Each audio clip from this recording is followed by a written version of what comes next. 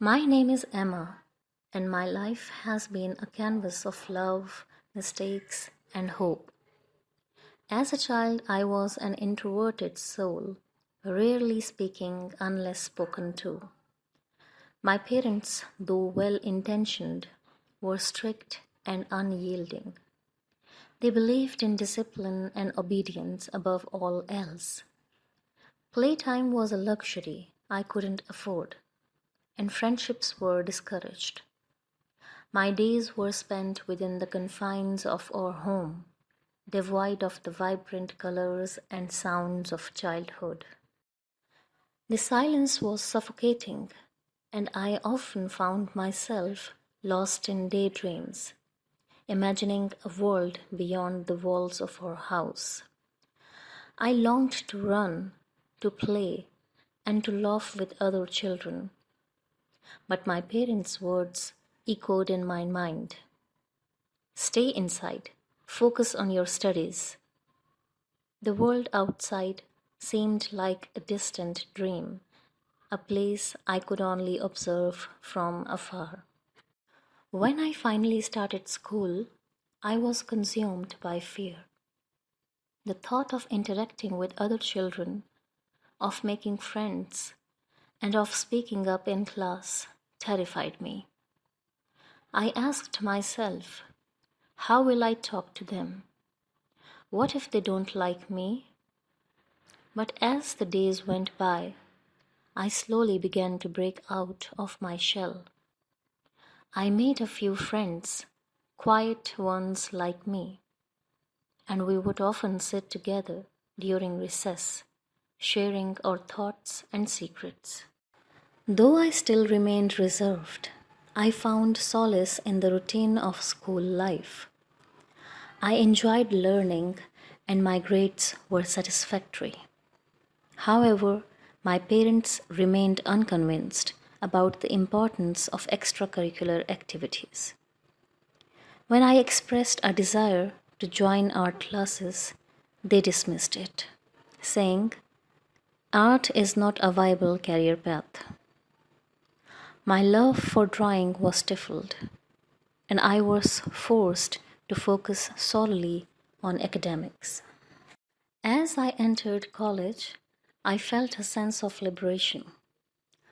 I was finally free to explore my interests and make new friends. It was here that I met Ryan, a tall, charismatic young man with a quick wit and infectious laughter. He made me feel seen, heard, and appreciated. We would spend hours talking, sharing our dreams and aspirations. Ryan told me I was beautiful, that I was his best friend. For the first time in my life, I felt special. But as our relationship deepened, Ryan's attitude toward my education began to shift. He would often say, why do you need a degree? You can marry me and I'll take care of you. I was young and in love, and his words seemed like a romantic gesture. I didn't realize that I was sacrificing my own dreams for the sake of our relationship. At 18, I dropped out of college and married Ryan. At first, everything seemed perfect. We were happy, and I gave birth to a beautiful daughter, Lily. She was my world, my reason for living. But as time passed, Ryan's behavior began to change.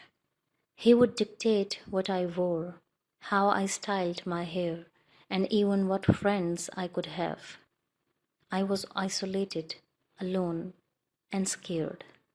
The abuse started subtly with verbal jabs and criticisms. Ryan would say, you're not a good wife, or you're not good enough. I would cry, feeling small and insignificant. And then one night, the physical abuse began. I was in shock. unable to comprehend why the man I loved could hurt me so deeply. I tried to leave, but I was trapped.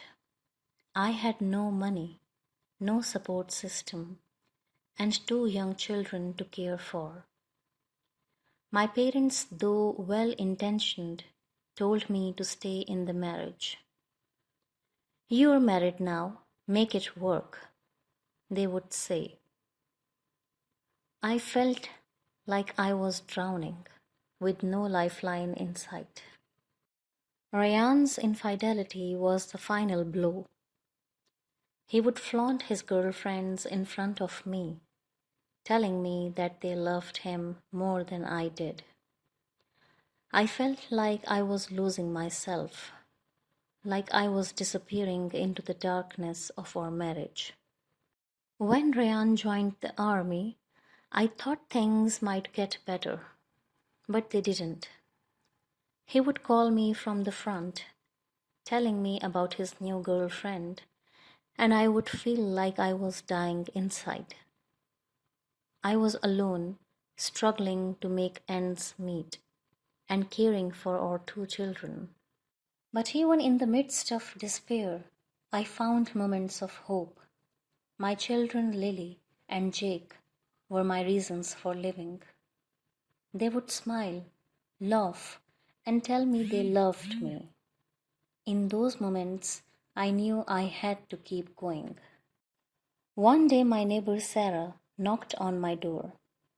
She smiled and said, "Hi, Emma. Do you want to come over for tea?"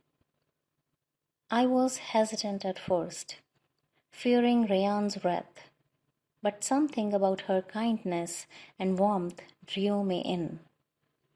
I went to her house, and for the first time in years, I felt like I wasn't alone. Sarah listened to my story, and her words were like balm to my soul.